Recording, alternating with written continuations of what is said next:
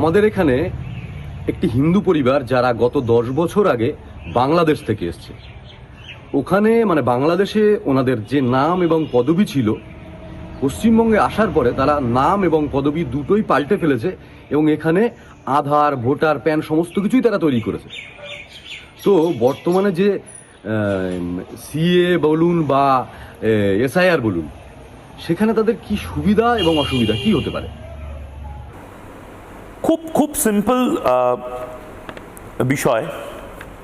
হিন্দু পরিবার 10 বছর আগে বাংলাদেশ থেকে এসেছে, কিন্তু এর মধ্যে কয়েকটা জিনিস কিন্তু রয়েছে বাপ্পাবাবু। এক হচ্ছে, যারা হিন্দু পরিবার এখানে এসেছে তারা নিজেদের পদবি কেন চেঞ্জ করবে, এটা একটা ফ্যাক্টর।